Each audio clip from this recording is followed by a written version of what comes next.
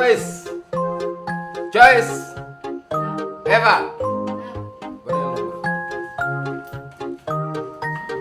Bon. Voilà.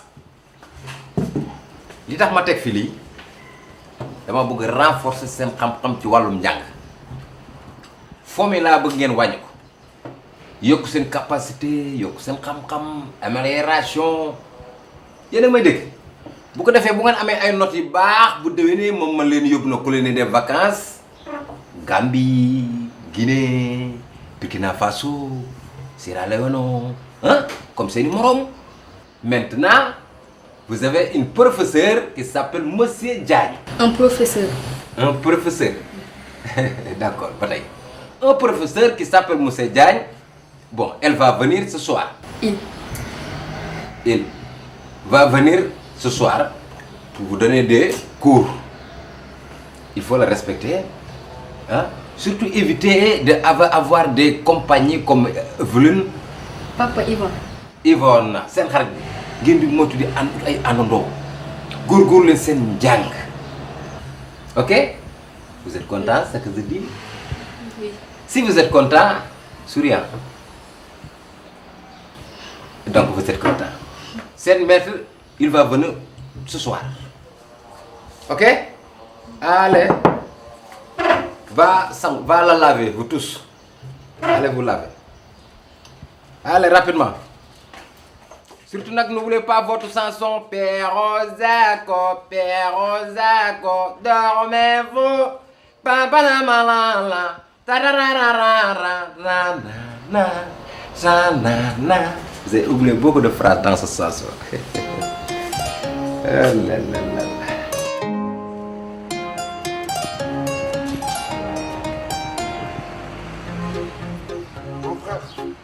Mon frère.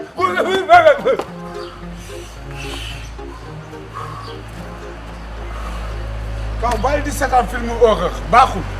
dama doon gént ma gént bukki bii di ma dakka si àll bi dakka ma ba xuusi ma rek sama caay bi wad rek mu nar a am lu mu kof si man rek nga ñëw alhamdulilah loolu moo ma tiital ma yuux.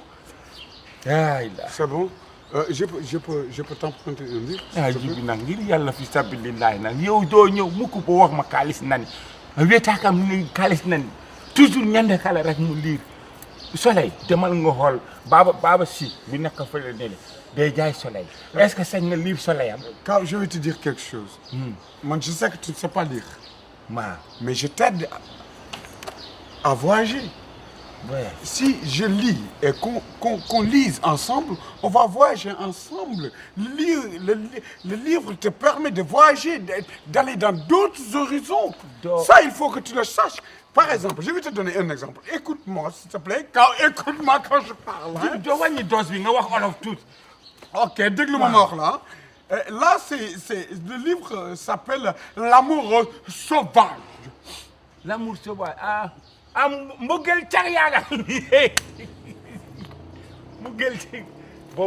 je te dis l'amour sauvage, je ne te parle pas d'affaires pervers. Non, je parle d'amour, le pur amour.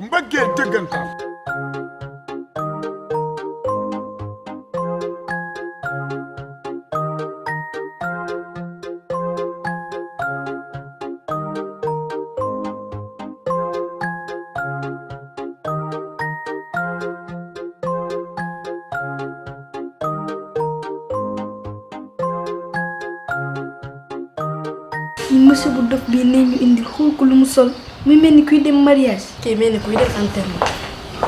Bonjour les jumeaux. Bonjour monsieur. Bonjour. Bonjour les jumeaux. Bonjour monsieur Diagne. Kenn du wax jumeau jumelle. Depuis quand? Depuis toujours. Ah bon. Bon, je suis humble, hein. Je suis humble. On fait des cours, mais la cour. Vous êtes droit de corriger. Chez moi, timide, j'ai le droit de corriger.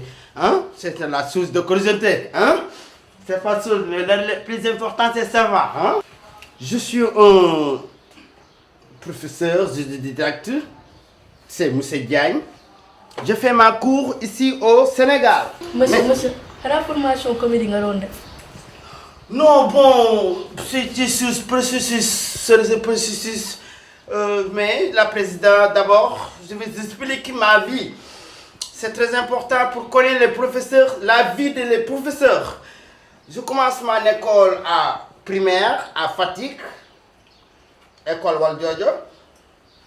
Bon, moi et président, même classe, même table de banc, même crayon, partage des feuilles sur des notes. Parce que la présidente, c'est pas très fort trop, non. Hein? Mais c'est pas important. Après, je continue. Je termine ici à Sénégal. La Sénégal est poussée, maman, il ne peut pas, non, il faut, voilà, compléter sur l'Afrique. Je ne suis pas ça beaucoup, jamais, parce que la période des Afriques, il n'est pas comprendre, ça va trop. Mais jusqu'à aller à colonisation des Afriques, sur des écoles, sur des sujets tabous, mais sur des sujets compliqués, je sors sur ma promotion premier. Ça, Monsieur, attends. Est-ce que vous comprenez ce français? Écoute très bien. Quand je suis sorti sur la serment de Mali-Guinée sur une compétition, c'est moi qui sors dans ma promotion première. C'est ça l'Afrique qui cotise. C'est l'Afrique qui paye ma cours. Jusqu'à Europe, Italie, France. Tu connais les écoles de Sorbonne, rue de Champs-Élysées, c'est une grande école. Un jour, vous êtes là-bas pour régler votre cours. Ok. On commence sur la date. Parce que la date, c'est très important. Quand tu es rêvé, tu ne regardes pas la date, tu oublies des programmes. Il faut connaître le 12 ou c'est le 14 ou c'est le 1er pour suivre des contrats, des résultats, des ainsi de suite, projets, ainsi de suite. Il faut d'abord comprendre la date. La date, il n'est pas posé. Il n'est pas posé. Des fois, 24, 25, 26. Aujourd'hui, c'est le 3 octobre. L'octobre, c'est très important. Monsieur, vous êtes qui? Octobre. Monsieur, il a date de C'est ma date.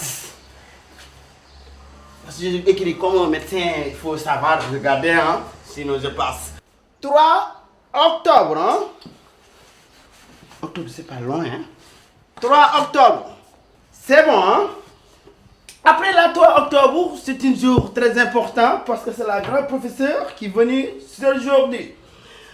D'abord, la lettre alphabet. Monsieur, quel nom alphabet? On dit quoi? Alphabet. Merci. Sur l'alphabet, il commence par A. A musical. Il faut déconner la d'écriture. Monsieur Adouni. C'est qu'il y a beaucoup d'hasard, hein? L'Afrique. Voilà, hein? Je suis trouvé. Merci. L'alphabet, c'est 27 lettres. Monsieur, 27. Alphabet de 26 lettres, 20 consonnes et 6 voyelles.